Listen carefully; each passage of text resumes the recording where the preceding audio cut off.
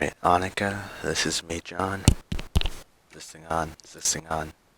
Certainly hope so. Anyways, so we are going to read 10 minutes of the Catholic Bible. This has been found on vatican.va/archive/ whatever the hell that is. I'm not going to read it all, or the string of text, but I will read this for 10 minutes, and then let's see how far we get. So, Chapter 1. In the beginning, when God created the heavens and the earth was a formless wasteland. The darkness covered the abyss, while a mighty wind swept over the waters. Then God said, "Let there be light," and there was light. God saw how good the light was. God then separated the light from the darkness. God called the light day. The darkness he called night. Thus evening came, and morning followed the first day. Then God said, "Let there be a dome in the middle of the waters to separate one body of water from another." And so it happened.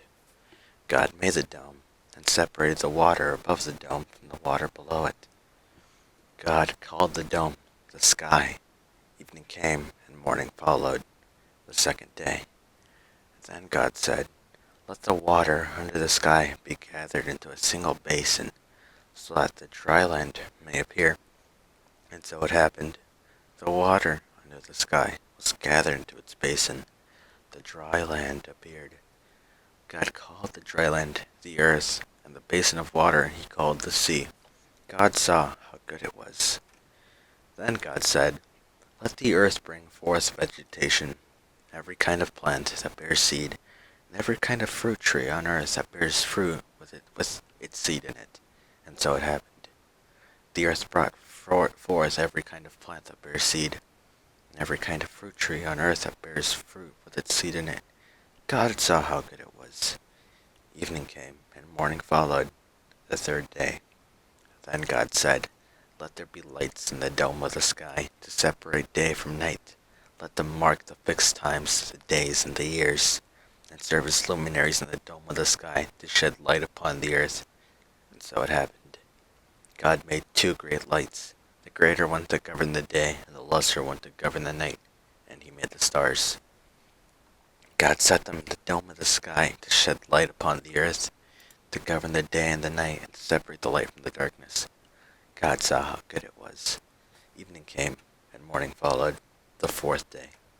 Then God said, "Let the water teem with an abundance of living creatures, and on the earth let birds fly beneath the dome of the sky." And so it happened. God created the great sea monsters and all kinds of swimming creatures with which the water teems, and all kinds of winged birds. God saw how good it was, and God blessed them, saying, "Be fertile, multiply, and fill the water of the seas. Let the birds multiply on the earth." Evening came, and morning followed the fifth day. Then God said, "Let the earth bring forth all kinds of living creatures, cattle, creeping things, and wild animals of all kinds." And so it happened. God made all kinds of wild animals, and all kinds of cattle, and all kinds of creeping things of the earth. God saw how good it was. Then God said, "Let us make man in our image, after our likeness. Let them have dominion over the fish of the sea, the birds of the air, and the cattle, and all the wild animals, and all the creatures that crawl on the ground." God created man in his image. In the divine image he created him. Male and female he created them.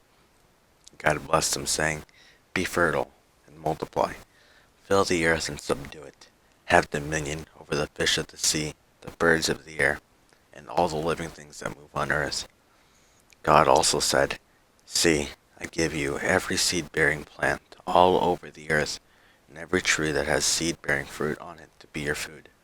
And to all the animals of the land, all the birds of the sky, and all the living creatures that crawl on the ground, I give all the green plants for food." And so it happened. God looked at everything he had made, and he found it very good. Evening came, and morning followed, the sixth day. Chapter 2. Thus the heavens and the earth and all their array were completed.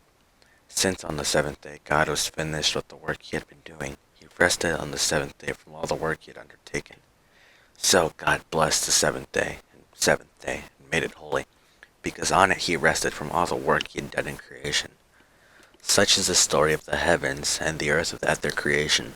At the time when the Lord God made the earth and the heavens, while as yet there was no field shrub on earth, and no grass of the field had sprouted, for the Lord God had sent no rain upon the earth, and there was no man to till the soil.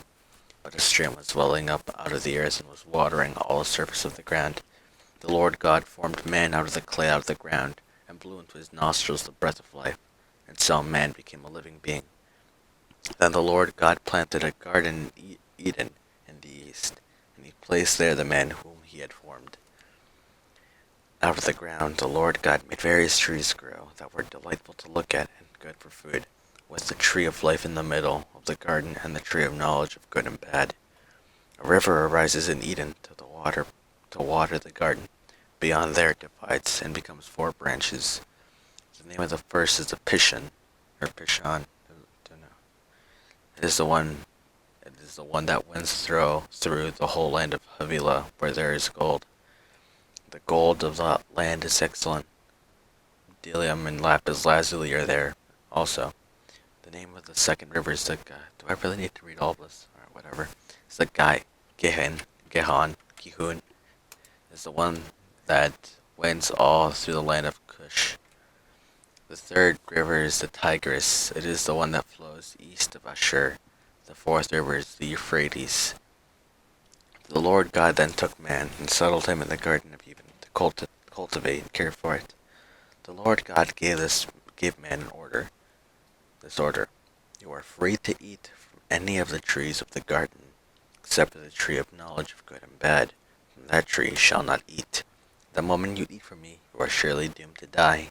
The Lord God said, it is not good for the man to be alone. I will make a suitable partner for him. So the Lord God formed out of the various wild animals and various birds of the air, and he brought them to the man to see what he would call them. Whatever the man called each of them would be its name. The man gave names to all the cattle, all the birds of the air, and all the wild animals. But none proved to be a suitable partner for the man. So the Lord God cast a deep sleep on the man, and while he was asleep, he took out one of his ribs and closed up its place with flesh. The Lord God then built up into a woman the rib that he had taken from the man. When he brought her to the man said, this one, at last, is bone of my bones and flesh of my flesh. This one shall be called woman, for out of her, man, this one has been taken. That is why a man leaves his father and mother and clings to his wife. The two of them become one body. The man and his wife were both naked, yet they felt no shame. Chapter 3. Now the serpent was the most cunning of all the animals that the Lord God had made.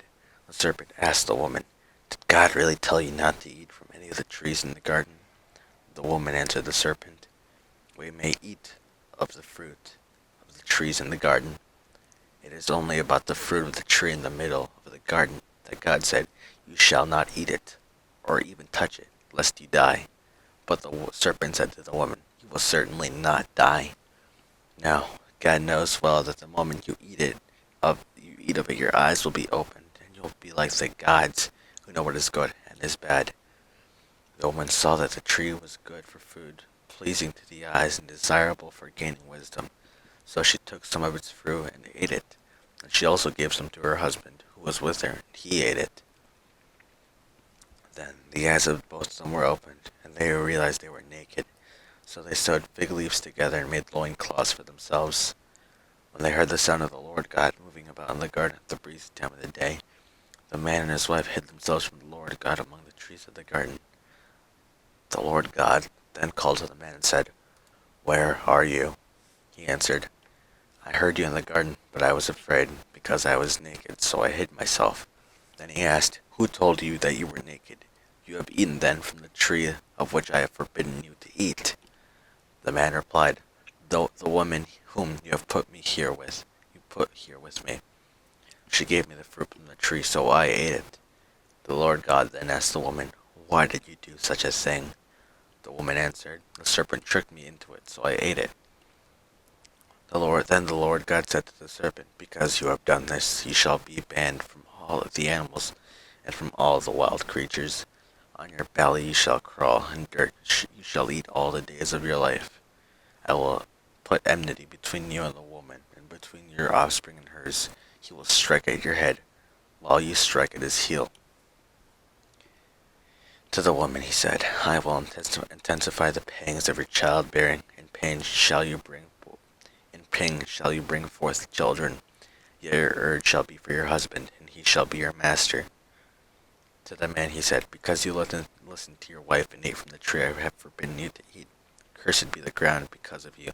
In toil shall you eat its yield all the days of your life. Thorns and thistles shall it bring forth to you, as you eat plants of the field. By the sweat of your face shall you get bread to eat, until you return to the ground from which you were taken. For you are dirt, and to dirt you shall return. The man called his wife Eve, because she became the mother of all the living. Mother. For the man and his wife the Lord God made leather garments, with which he clothed them. Then the Lord God said, see, the man has become like one of us, knowing what is good and what is bad. Therefore he must not be allowed to put out his hand to take fruit from the tree of life, and thus eat of it, and live forever. The Lord God therefore banished him from the Garden of Eden to till the ground from which he had been taken. When he expelled the man, he settled them east of the Garden of Eden. And he stationed the cherubim and the fiery revolving sword to guard the way to the tree of life. So, that is all for today. I will see you in the next one. Yeah, so...